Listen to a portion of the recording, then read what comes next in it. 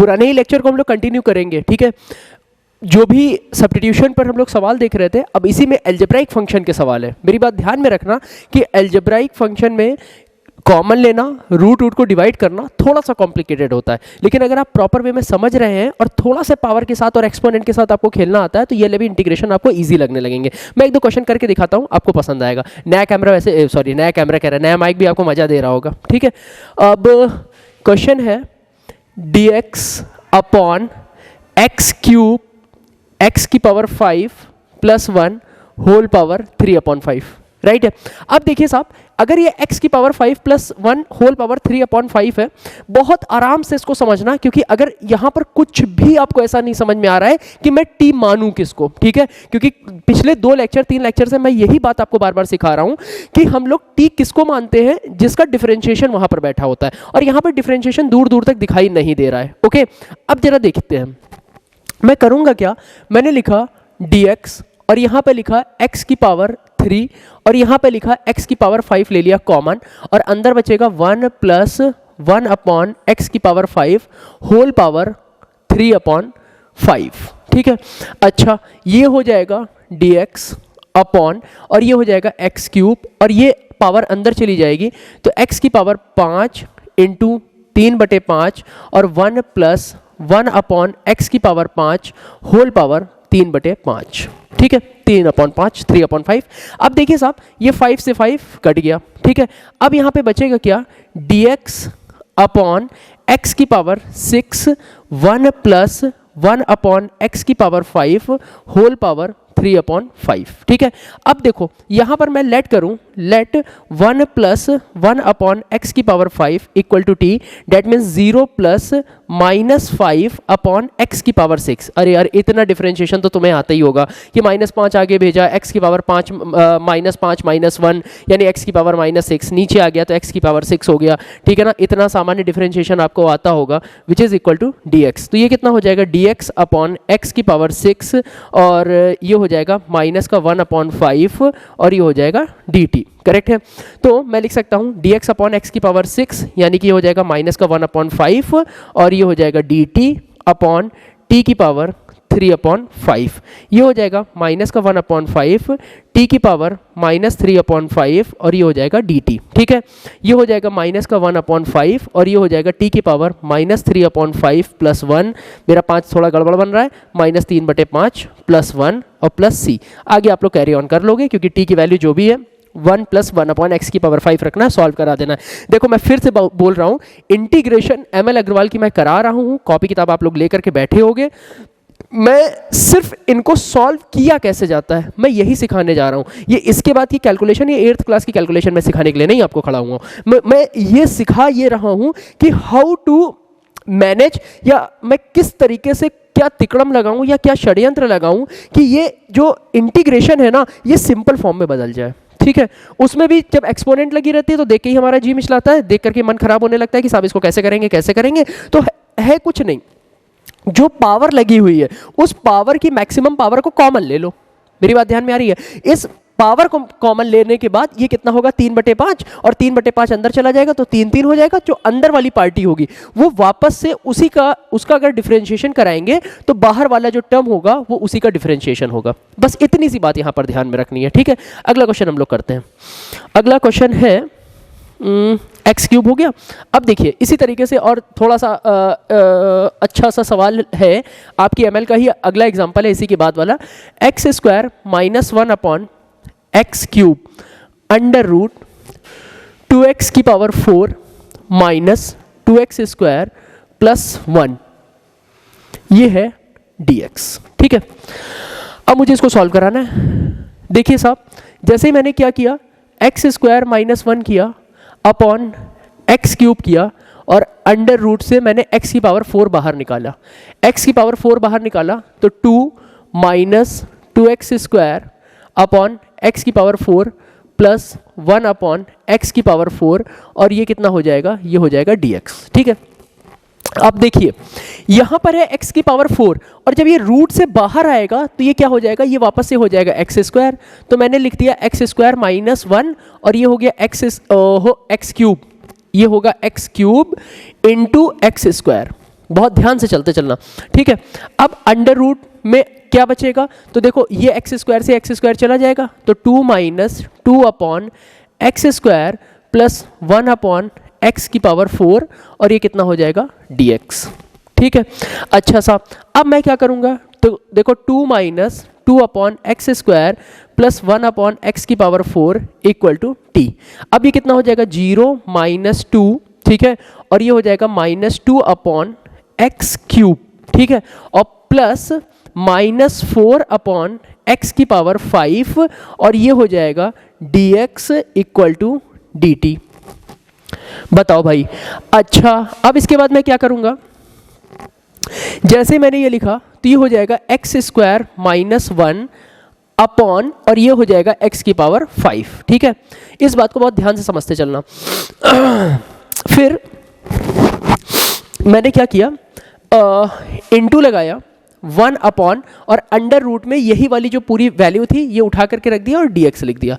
अब तुम कहोगे कि सर आप ये क्यों कर रहे हो, क्योंकि मेरे पास तो माइनस का 4 अपॉन एक्स क्यूब है और माइनस का 4 अपॉन एक्स की पावर 5 है, माइनस नहीं ये प्लस है, ठीक है ना। ये मेरे पास तो ये है, और फिर यहाँ पर क्या है dx है, और which is equal to dt है। तो अगर कल को बहुत ज़्यादा ये होगा तो ये 1 upon x cube minus 1 upon x की पावर 5, और ये dx इक्वल टू dt हो जाएगा। यही तो होगा, 1 upon x cube minus 1 upon x की power 5, dx equal to dt हो जाएगा। लेकिन यहाँ तो कुछ ऐसा दिखाई नहीं दे रहा है। अरे दिखाई दे रहा है, अगर ध्यान से देखो ना, अगर मैं इसको सेपरेट कराऊं तो देखो जरा, ये कितना होगा 1 अपॉन एक्स क्यूब, ठीक है, और माइनस 1 अपॉन एक्स की पावर 5, तो और ये कितना है dot 1 upon under root 2 minus 2 upon x square plus 1 upon x की पावर 4, और ये dx है, ठीक है।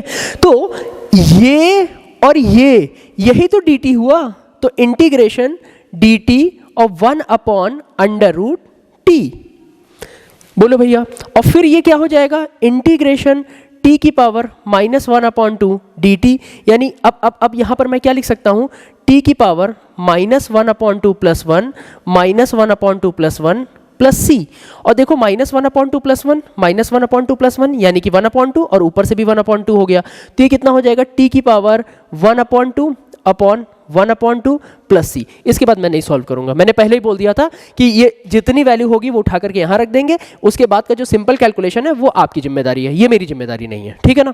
तो इसके बाद आप लोग सॉल्व कराना, और सॉल्व कराने के बाद भी यदि दिक्कत हो तो कमेंट बॉक्स में डालो, ग्रुप में लिखो, मैं सॉल्व करके तुरंत का तुरंत भेजने की कोशिश करूंगा। लेकिन ऐसा नहीं चलेगा कि मैं एकदम गाइड की तरीके से आपको एक एक चीज़ें बताता जाऊँ, ठीक है। अगले क्वेश्चन को देखते हैं। अब देखिए अगला सवाल और अच्छा सवाल है, इसके मैं 2 मेथड करूंगा। मैं इसको रफ कर रहा हूँ। देखिए साहब, ये एनसीईआरटी एग्जाम्पलर का सवाल है, लिखा है dx अपॉन x की पावर 4 माइनस 1 dx, ये इस तरीके से लिखा है, ठीक है। अब देखो ये क्वेश्चन तो एनसीईआरटी एग्जाम्पलर का है, लेकिन ये लोग जिस तरीके से किताब वाले कर रहे हैं हम उससे भी देखेंगे, और हम जिस तरीके से सोचते हैं अपनी बुद्धि से, क्योंकि बहुत सब्स्टिट्यूशन कराने में कभी कभी अलग अलग तरीके की वैल्यू रख दी जाती हैं। वो वैल्यू हमें कैसे याद आएगी, वो आपको प्रैक्टिस करते करते तो याद आएगी ही आएगी, लेकिन इसके अलावा भी कुछ मेथड हो सकते हैं, इसके अलावा भी कुछ सोचने के तरीके हो सकते हैं, हम उस पर काम कर लेते हैं। तो देखिए साहब, सबसे पहले तो ये पहली अप्रोच मेरी ये होनी चाहिए कि x की पावर 4 माइनस 1 लिखा है, ठीक है ना। अब x की पावर 4 माइनस 1 लिखा है, कुछ ऐसा हो जाए कि ऊपर x क्यूब हो जाए, उससे फायदा क्या होगा। अगर ऊपर x क्यूब हो जाता और नीचे अगर हम लोग डिफरेंशिएशन कराते x की पावर 4 माइनस 1 का, तो वो 3x क्यूब हो जाता। कैसे, मैं करके दिखाता हूँ भाई। अगर मैंने x की पावर 4 माइनस 1 को अगर t लेट किया, और ये हो जाएगा 4x cube minus 0 dx equal to dt। उल्टा सोचना सीखो, अगर उल्टा सोचना आता है तो फिर मैथ्स में काफ़ी हद तक आपको कमांड होने लगेगी। फिर dt हो गया x cube dx equal to 1 upon 4 dt हो गया। अब देखिए, क्या मैं इंटीग्रेशन करते समय ऊपर x क्यूब, ठीक है ना, ऊपर x क्यूब और नीचे x क्यूब का मल्टीप्लाई करा सकता हूँ? तो हाँ करा सकते हैं, कोई दिक्कत नहीं है, dx लिख दिया, इससे फर्क कुछ नहीं पड़ा।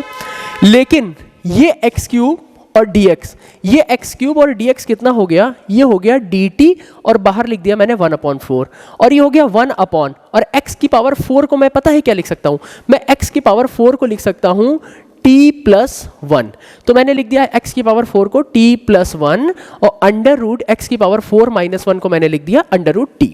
ध्यान से देखते चलना। अब इसके बाद ये कितना हो जाएगा, तो ये हो जाएगा 1/4, ठीक है। मैंने कुछ गड़बड़ कर दिया है, हाँ गड़बड़ तो किया है क्योंकि x की पावर 4 माइनस 1 और देखो ये रूट t फिर से फंस गया। अब एक काम कराओ, क्या काम कराओ कि आप देखिए रूट x की पावर 4 माइनस 1 को ही t ले लो, तो उससे क्या होगा, उससे ये होगा कि अब देखो मैं रफ कर रहा हूँ इसको, ठीक है ना। अगर मैंने इसको अगर t ले लिया तो x की पावर 4 माइनस 1 हो जाएगा t स्क्वायर और ये हो जाएगा 4x cube dx equal to हो जाएगा 2t dt, ठीक है। अब x cube dx equal to हो जाएगा 1/2 t dt, समझ में आ रही है बात, ठीक है। अच्छा अब देखो यहां पर मैं क्या कर सकता हूं, अब मैंने क्या किया, x क्यूब dx की जगह पर मैं अब क्या लिखूंगा 1/2 और t dt लिखूंगा, ठीक है। फिर क्या करूंगा, x की पावर 4 माइनस 1 को, इस पूरे को मैं क्या लिख सकता हूं, इस पूरे को मैं सिर्फ लिख सकता हूं t, ठीक है। और x की पावर 4 को मैं क्या लिखूंगा, तो x की पावर 4 को मैं लिखूंगा t स्क्वायर प्लस 1। ध्यान से देखते चलना, t स्क्वायर प्लस 1 लिखूंगा मैं x की पावर 4 को, तो मैंने लिखा t स्क्वायर प्लस 1। बोलो भाई, और ये t से t कट गया। एक बार मैं वापस से चेक कर लूं क्या मैं सही कर रहा हूं। x की पावर 4 माइनस 1 को मैंने लिखा है t square, 4x cube dx 2t dt, okay. x cube dx equal to 1/2 t dt, ठीक है। अब यहाँ पर मैंने क्या किया, x क्यूब को मैंने लिख दिया है t dt और x की पावर 4 माइनस 1 को t स्क्वायर मैंने लेट किया है, तो ये तो हो जाएगा सिर्फ t, हाँ ठीक है।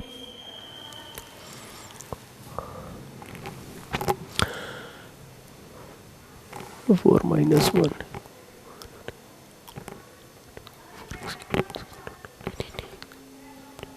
1/2 t dt, ठीक है, हाँ ठीक है। x क्यूब dx को मैंने लिख दिया 1/2 t dt और फिर x की पावर 4, x की पावर 4 को मैं लिख सकता हूँ t स्क्वायर प्लस 1 और अंडर इसको मैं लिख सकता हूँ अंडर रूट x की पावर 4 माइनस 1 को मैं लिख सकता हूँ t। बढ़िया। अब देखो ये कितना हो जाएगा, t अपॉन ये हो जाएगा 1 प्लस टी स्क्वायर। अरे यार ये तो आ गया 1/4 tan इनवर्स t। मुझे लग रहा था कुछ पार्शियल फ्रैक्शन जैसा आने वाला है, इसलिए मैं थोड़ा सा कंफ्यूज हो रहा था। तो देखो tan इनवर्स t, अब t की वैल्यू कितनी है, तो अंडर रूट x की पावर 4 माइनस 1 प्लस c, ये इसका होगा एक आंसर, ठीक है। अब हम चलते हैं किताब वाली लैंग्वेज से। किताब वाले क्या कर रहे हैं, इसी चीज को कर रहे हैं कि आप ये ना करा करके आप x स्क्वायर को कुछ मान लो। कैसे करेंगे, तो देखो मैं x और ऊपर और नीचे मैं x का मल्टीप्लाई करा रहा हूँ, ठीक है ना। तो देखिए यहाँ पर ये इसका मेरा हो गया फर्स्ट मेथड, मैं यहाँ पर लिख रहा हूँ फर्स्ट मेथड, ठीक है। अब इसका सेकंड मेथड देखते हैं। सेकंड मेथड जो बुक वाले कर रहे हैं, बुक वाले किस तरीके से कर रहे हैं देखिएगा आप, वो लोग लिख रहे हैं dx upon x under root x square का होल स्क्वायर माइनस 1 कर रहे हैं, ठीक है। अब अगर वो इस तरीके से कर रहे हैं, एक काम और कराओ, ऊपर और नीचे x और x का मल्टीप्लाई करा लो, ठीक है ना। और फिर उसके बाद वो कह रहे हैं कि x स्क्वायर को आप पुट कर लो sec t, let x square equal to sec t, तो ये कितना हो जाएगा 2x dx equal to sec t tan t और dt, ठीक है। अब देखो x dx कितना हो जाएगा, x dx हो जाएगा 1/2 sec t tan t dt, ठीक है। अब देखिए integration x dx equal to हो जाएगा 1/2 यहाँ लिखा और ये हो जाएगा sec t tan t upon x square को मैं क्या लिख सकता हूँ sec t, ठीक है। और इसको मैं लिखूंगा under root sec square t minus 1 और dx की जगह पर तो मैंने लिख दिया है, x dx की जगह लिख दिया 1/2 sec t tan t और ये हो जाएगा dt, ठीक है। अब जरा बताओ sec स्क्वायर t माइनस 1 कितना होता है, तो sec स्क्वायर t माइनस 1 होता है tan स्क्वायर t, तो मैं यहाँ पे लिखूंगा 1/2 integration sec t tan t upon sec t, और ये हो जाएगा tan स्क्वायर t का होल स्क्वायर और dt, ठीक है। फिर ये हो जाएगा 1/2। अब देखो रूट से स्क्वायर चला गया तो tan बचेगा, इस tan से ये tan चला गया, sec t से ये sec t चला गया, इंटीग्रेशन ये कितना बचेगा dt, तो ये कितना बचेगा 1/2 t प्लस c, ठीक है। ये कितना बचेगा 1/2 t, t कितना है तो t को मैं कितना लिख सकता हूँ sec इनवर्स x स्क्वायर, तो मैं लिखूंगा sec inverse x square plus c। मेरी बात समझ में आ रही है? तो एक तरीका इसका ये भी हो सकता है। क्या ये दोनों इक्वल हैं? हाँ, दोनों इक्वल हैं। किस लिए इक्वल हैं कि अगर कल को आप इसको tan इनवर्स को अगर sec में बदलोगे तो ये और ये वैल्यू इक्वल ही आएगी, ठीक है। तो हम इस तरीके से भी चल सकते हैं, इस तरीके से भी चल सकते हैं। मेरे पास दोनों ही मेथड होते हैं एक सवाल को करने के, ठीक है। अगले क्वेश्चन पे चलते हैं। अब देखिए अगला क्वेश्चन और अच्छा सा है। ये बार बार इसी तरीके के क्वेश्चन को जो मैं बोलता हूँ ना, वन काटने वाला फॉर्मूला, वन काटने वाला फॉर्मूला, जो हाफ एंगल फॉर्मूला किए हैं, और मैं उन हाफ एंगल फॉर्मूले मैंने जब 11th में बताया है, 11th वाली प्लेलिस्ट में मैंने डाला है, तो मैंने वहाँ बोला है कि डिफरेंशिएशन और इंटीग्रेशन में ये हाफ एंगल फॉर्मूला बहुत यूज़ होता है। इवन यही नहीं, ITF में बहुत यूज़ होता है। डिफरेंशिएशन के में जब हम मेथड ऑफ डिफरेंशिएशन करते हैं वहां पर ये बहुत यूज होता है, ठीक है ना। तो अभी हम लोग देखते हैं कि ये कैसे चलता है। देखिए इंटीग्रेशन लिखा है,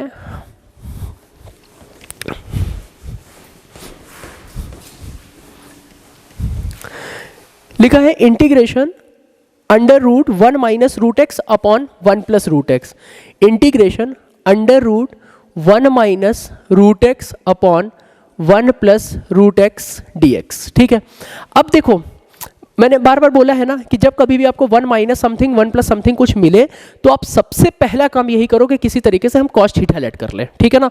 तो अब यहाँ पर कॉस थीटा किसको लेट करना चाहिए, तो कुछ करते ना करते आप रूट एक्स को ही कॉस थीटा लेट कर लो, ठीक है ना। तो मैंने किया काम, एक रूट एक्स को मैंने कॉस थीटा लेट किया। तो जैसे ही मैंने रूट एक्स को कॉस थीटा लेट किया तो इसको मैं लिखूं integration under root 1 minus cos theta upon 1 plus cos theta. इतनी बात समझ में आई? अच्छा, उसके बाद होगा क्या, जैसे ही देखो इसको आपने 1 minus cos theta upon 1 plus cos theta let किया, तुरंत हम लोग क्या लगा लेंगे, अब 1 काटने वाला फॉर्मूला लगा लेंगे। और अगर 1 काटने वाला फॉर्मूला लगा लो, या फिर एक काम करो, क्योंकि रूट एक्स को आपने कॉस थीटा लेट किया है, 1/2 रूट एक्स आने वाला है, और रूट एक्स का टर्म तो है नहीं, तो दूसरा काम यहाँ पर हम लोग क्या करेंगे, इसको हम लोग सॉल्व कराएं। कैसे सॉल्व कराएं, तो x इक्वल टू हम लोग लिख सकते हैं इसको कॉस स्क्वायर थीटा, ठीक है ना। कॉस स्क्वायर थीटा हमने करते ही अब हम लोग इसके बाद क्या करेंगे, हम लोग इसके बाद इसका डिफरेंशिएशन करा लेंगे। तो जैसे इसका डिफरेंशिएशन कराएंगे तो कितना होगा 2 कॉस थीटा, देखो भाई 2 कॉस थीटा, और कॉस थीटा का कितना हो जाएगा minus sine theta d theta, और विच इज इक्वल टू ये कितना हो जाएगा dx, ठीक है। अब dx की जगह पर मैं लिख रहा हूँ -2 साइन थीटा कॉस थीटा, ठीक है ना, और फिर लिखा मैंने डी थीटा, ठीक है।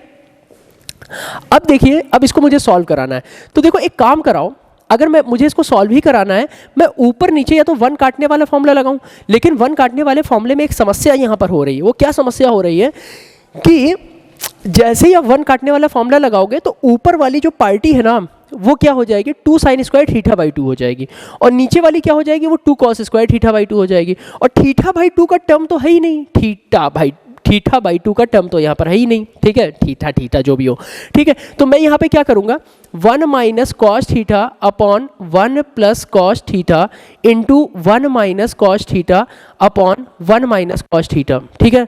और ये हो जाएगा माइनस का 2, और ये हो जाएगा साइन थीटा कॉस थीटा, और ये हो जाएगा डी थीटा, ये हो जाएगा -2। अब देखो ऊपर मैं क्या करूँगा under root 1 minus cos theta का whole square upon 1 minus cos square theta, और ये हो जाएगा sine theta cos theta d theta, ठीक है। अब जरा ध्यान से देखना, ये नीचे वाला टर्म कितना हो जाएगा, तो साहब नीचे वाला टर्म हो जाएगा साइन स्क्वायर थीटा, और ऊपर स्क्वायर से रूट चला जाएगा, या तो फिर मैं लिख ही रहा हूँ बहुत आराम से 1 minus cos theta upon sine theta का, क्या मैं इसको होल स्क्वायर कहूँ तो तुम्हें कोई दिक्कत है क्या, बोलो, ठीक है। अब देखो स्क्वायर से रूट चला गया तो माइनस का 2, ये हो जाएगा 1 minus cos theta upon sine theta, और ये हो जाएगा sine theta cos theta d theta, sine theta से साइन थीटा चला गया, 1 minus cos theta into cos theta बचा, तो मैं ये लिख सकता हूँ -2, और ये हो जाएगा कॉस थीटा और माइनस का cos square theta d theta, correct है। अब देखिए इंटीग्रेशन मैं इसके बाद पूरा ही सॉल्व कराऊं, तो इसके बाद हम लोग कैसे इंटीग्रेशन इसको कर सकते हैं, तो आप देखिएगा मैंने लिखा माइनस का 2 और integration of cos theta d theta और माइनस माइनस प्लस, तो ये हो जाएगा प्लस का 2 और ये कितना हो जाएगा cos square theta d theta. ठीक है, अब इसका इंटीग्रेशन तो करा लोगे यार, ये सब हमसे मत ही पूछो। कॉस स्क्वायर थीटा को कैसे सॉल्व करेंगे, तो कॉस स्क्वायर थीटा को सॉल्व कराने का क्या तरीका है, तो देखिए साहब cos 2 थीटा इक्वल टू कितना होता है 2 cos स्क्वायर थीटा माइनस 1, तो cos स्क्वायर थीटा कितना होता है, तो 1 plus cos 2 theta upon 2 equal to cos square theta होता है ना। फिर इस यही वैल्यू हम उठा करके यहाँ रख देते हैं, तो माइनस का 2, अब इसको तो मैं नहीं करूँगा, ठीक है ना, ये तुम्हारे लिए, प्लस का 2, ठीक है, इंटीग्रेशन 1/2 प्लस 1/2 cos 2 थीटा और ये हो जाएगा डी थीटा। ठीक है, ये हो गया सॉल्व, फिर अंदर भेजो तो ये हो जाएगा इंटीग्रेशन डी थीटा और 2 अंदर भेजा तो ये हो गया 1 और ये हो जाएगा cos 2 थीटा और डी थीटा। इसका आंसर कितना होगा sin 2 थीटा अपॉन 2, इसका होगा थीटा और इसका कितना हो जाएगा sin थीटा बस। और उसके बाद हम लोग फिर क्या करेंगे, थीटा की वैल्यू रखेंगे, तो थीटा की वैल्यू यहाँ पर कितनी हो जाएगी, तो cos inverse root x equal to ही तो थीटा होगी, ये उठा करके मैं यहाँ पर रख दूंगा। ठीक है, तुम लोग ठीक है cos 2 थीटा ये ठीक है, cos t मैं एक बार फाइनल चेक कर लूँ, cos t ये लोग t माने हैं और माइनस अंदर जाएगा तो प्लस हो जाएगा 1 plus cos 2t upon 2, good सही है। ठीक है, यहाँ को लाते लाते हम लोग इसके बाद से सॉल्व कर लेंगे। ठीक है, और अगर चाहो तो यहीं पर छोड़ देना और उसके बाद लिख देना, ये मैं फॉर्मूला हटा रहा हूँ, इसको सॉल्व करने के बाद लास्ट वाला जो आंसर आए उसके बाद आप ये भी लिख सकते हैं वेयर थीटा इक्वल टू क्या लिखूंगा मैं, cos इनवर्स रूट x, यही आपका फाइनल आंसर है ना, इजी। देखो मेन बात मैं फिर बोल रहा हूँ, हमें सब्स्टिट्यूशन कराना आना चाहिए, डिफरेंशिएशन हम किसको मानेंगे किसको लेट करेंगे, ये सारी चीज़ें बहुत प्रॉपर वे में हमारे दिमाग में होनी चाहिए। उसके बाद कहीं ना कहीं ट्रिग्नोमेट्री लगनी है, कहीं अलजेब्रा लगनी है, वो बहुत उसको क्या कह सकते हैं, बहुत स्मार्टली हमें कॉमन लेना चाहिए, अलजेब्रा हो, बहुत स्मार्टली हमें फॉर्मूला पहचानना आना चाहिए, ये बात आप ध्यान रखिएगा। ठीक है, चलते हैं अगला क्वेश्चन। बस अब हम लोग फाइनल आंसर की तरफ पहुंचने ही वाले हैं, मतलब एक्सरसाइज हम लोगों की पूरी कंप्लीट होने ही वाली है। अब क्वेश्चन जैसे लिखा है, ये तो बहुत इजी क्वेश्चन है लेकिन मैं फिर भी आपके लिए कर देता हूँ। ये इस तरीके से लिखा है कि इंटीग्रेशन ऑफ x की पावर -3, इंटीग्रेशन ऑफ x की power -3 5 1/x² dx equal to k dot 5 1/x² plus c। ठीक है, then find the value of k, तब हमें k की वैल्यू को पता लगाना है। ठीक है, रेडी। देखिए अब हमको k की वैल्यू पता लगानी है, बहुत इजी सा सवाल है। एक काम करते हैं ना, यहाँ पर हम लोग 1/x² को अगर हम लोग t लेट कर लें तो ये कितना होगा माइनस का 2 x की पावर -3 dx इक्वल टू ये कितना हो जाएगा dt, ये मैंने लेट किया, तो ये कितना होगा x की power -3 dx equal to -1/2 dt। तो अब देखो यहाँ पर मैं क्या लिख सकता हूँ, -1/2 और ये हो जाएगा dt। ठीक है, x की power -3 dx equal to -1/2 dt। अब ये हो जाएगा 5 की पावर t। ठीक है, और यहाँ पर चाहो तो इम्प्लाइज दैट का साइन लगा दो क्योंकि इक्वल में कुछ चल रहा है, और वो हो जाएगा k 5 की पावर 1/x² प्लस c। ठीक है, अच्छा अब मैं इसको क्या करूँगा, -1/2 है, a की पावर x का इंटीग्रेशन क्या होता है, तो a की पावर x का इंटीग्रेशन होता है a की power x upon log a, तो मैं लिख सकता हूँ 5 की पावर t अपॉन log 5। ठीक है, इक्वल टू k 5 की पावर 1/x² प्लस c। ठीक है, अब देखिए -1/2 और 5 की पावर t, तो 5 की पावर t का मतलब कितना हो गया, t हमने कितना लेट किया था, t लेट किया था 1/x², तो 1/x² upon log 5 equal to k 5 की पावर 1/x² प्लस c। ये कांस्टेंट कुछ एक मान लो, ये कोई a कांस्टेंट है। ठीक है, क्योंकि इंटीग्रेशन हटाया है। अब देखिए साहब, यहाँ पर होगा क्या, माइनस का 1/2 log 5 और 5 की power 1/x² plus a which is equal to k 5 की पावर 1/x² प्लस c। तो देखो ये इसके मल्टीपल में ये बैठा है, तो इसके मल्टीपल में ये बैठा है, तो मैं k की वैल्यू क्या लिखूंगा, माइनस का 1/2 और ये कितना हो जाएगा log 5। मेरी बात समझ पा रहे हो ना? तो k की वैल्यू इक्वल टू कितना हो जाएगा, माइनस का 1/2 log 5।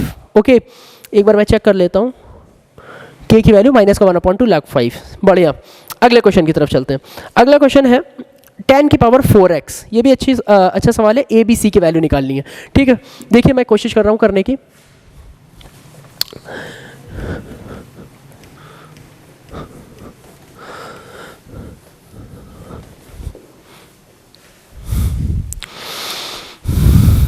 इंटीग्रेशन ऑफ 10 की पावर 4x dx, ठीक है ना। इंटीग्रेशन 10 की पावर 4x dx ये इक्वल है a tan cube x plus b tan x plus cx plus capital C, ठीक है ना। Then find the value of A B C, हमको ए बी सी की वैल्यू बतानी है। ये ए है, ये बी है, ये सी है, हमको इन तीनों की वैल्यू बतानी है। ठीक है, अब देखो एक काम कराते हैं कि अगर सीधा सीधा सबसे पहले तो इंटीग्रेशन ऑफ 10 की पावर 4x dx का हम लोग इंटीग्रेशन ही कर लेते हैं।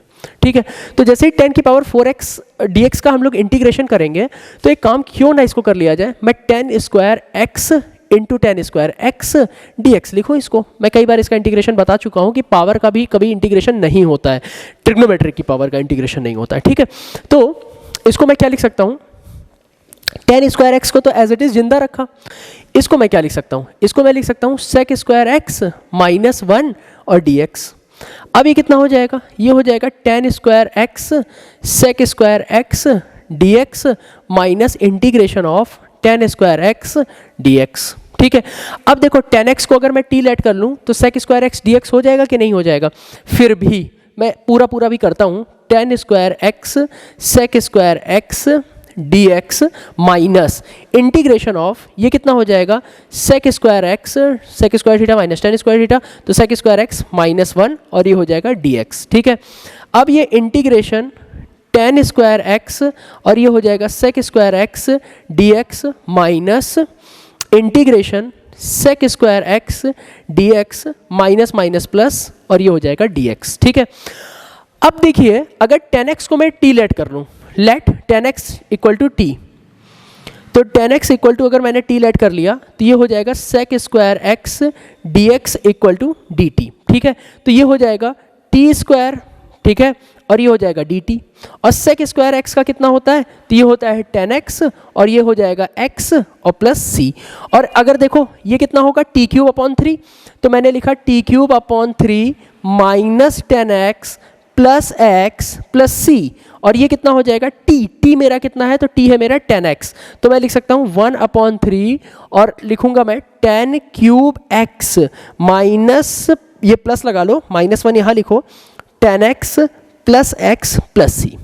अब जरा कंपेयर करा लो, तो देखो 10 क्यूब x के मल्टीपल में क्या लिखा है 1/3, तो a की वैल्यू कितनी हो जाएगी, a की वैल्यू हो जाएगी 1/3। 10x के मल्टीपल में क्या कितना लिखा है -1, तो b की वैल्यू कितनी हो जाएगी -1। x के मल्टीपल में क्या लिखा है, तो देखो लिखा है 1, तो c के मल्टीपल में कितना हो जाएगा 1। तो मैं यहाँ पे क्या लिख सकता हूँ, a इक्वल टू 1/3, b की वैल्यू -1, c की वैल्यू कितनी हो जाएगी, मेरी बात ध्यान में आई, a की वैल्यू 1/3, b की वैल्यू -1, c की वैल्यू कितनी हो जाएगी 1। ठीक है, इस तरीके से हम लोग 10 की पावर 4x को सॉल्व कर लेंगे। ठीक है, चलिए अब यहाँ से देखो ये पूरी 8.5 की एक्सरसाइज के जितने भी एग्जाम्पल थे, मैंने ऑलमोस्ट जितने हार्ड से हार्ड एग्जाम्पल थे मैंने आपके सामने प्रस्तुत कर दिए हैं। ठीक है ना, अब मैं धीमे धीमे एक्सरसाइज की तरफ आ रहा हूँ, यहीं से ही शुरू करते हैं 8.5 एक्सरसाइज को। ठीक है, चलिए देखते हैं। अब एक एक करके जितने भी मैं कोशिश ये करूंगा, जितने कठिन कठिन सवाल हैं, कठिन का मतलब है जितने या तो एनसीईआरटी में आए हो या एग्जाम्पलर में आए हो, और या फिर आप कह सकते हैं कि वो आईएससी में आए हों। ठीक है, तो मैं उन सारे सवालों को आपके सामने एक एक करके रखता जाऊंगा।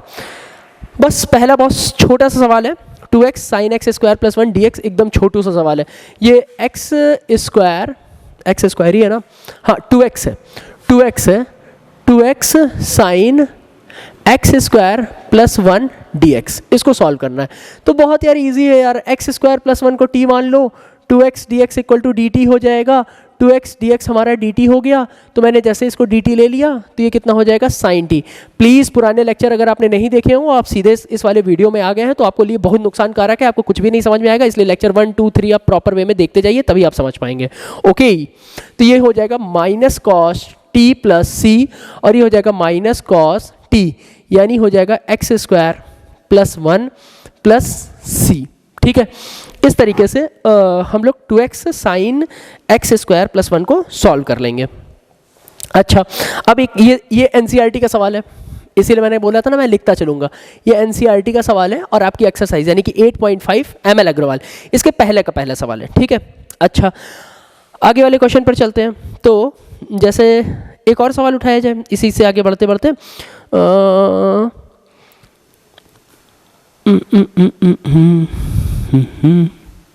इसकी पावर 4 सेक स्क्वायर, ईजी ही है। चलिए एक क्वेश्चन और करते हैं।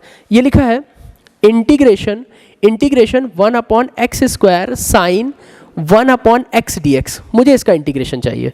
तो देखो इसका इंटीग्रेशन कैसे होगा, लेट कर लिया 1/x इक्वल टू टी, तो minus 1/x square dx equal to पता है कितना हो जाएगा, ये हो जाएगा dt। ठीक है, तो ये हो जाएगा 1/x square dx equal to minus dt, मैं लिख सकता हूँ। तो ये हो जाएगा माइनस इंटीग्रेशन, ये हो जाएगा dt, और ये हो जाएगा साइन t। ठीक है, अब ये कितना हो जाएगा, माइनस कॉस t, और ये हो जाएगा प्लस c, और ये हो जाएगा कॉस t प्लस c। ठीक है ना, और ये t कितना हो जाएगा, तो ये हो जाएगा कॉस 1/x प्लस सी। मेरी बात ध्यान में आ रही है? इस तरीके से हम लोग सॉल्व करा लेंगे। अगला क्वेश्चन देखते हैं, ISC 2017, ISC 2017, ध्यान रखिएगा। चलते हैं भाई और क्वेश्चन देखते हैं, सब इजी सवाल हैं। x प्लस 1 e की पावर x भी मैंने सॉल्व कर लिया है, NCERT का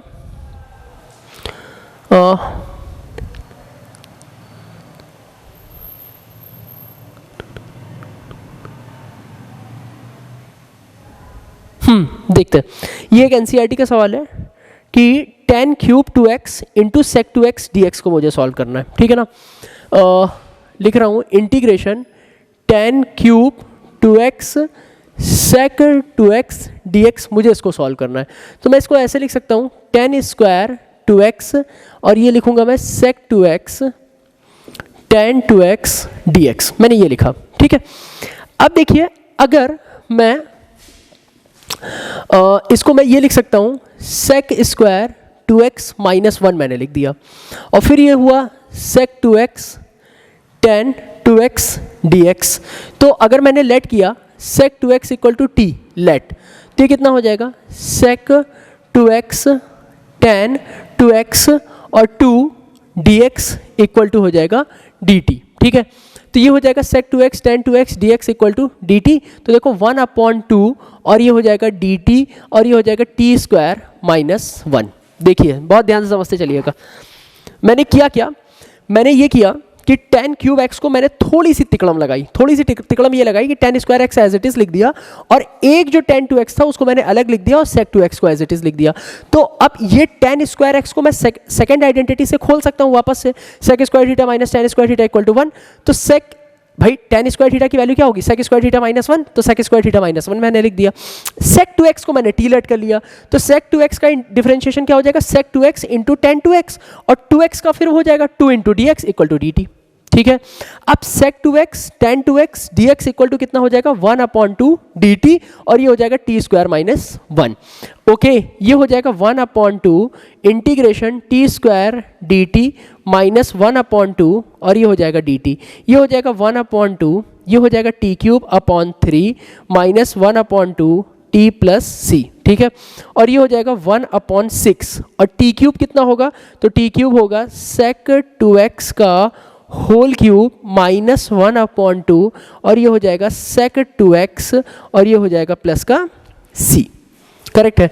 कितना इजी सा सवाल है, सीधे सीधे बस हम लोग, और ये भी सवाल जो है हमारा वो एनसीईआरटी का सवाल है, वो एनसीईआरटी का सवाल है, ठीक है। अच्छा, अब उसके बाद हम लोग अगला क्वेश्चन देखते हैं। लेक्चर हम लोग यहीं पे पूरा करते हैं।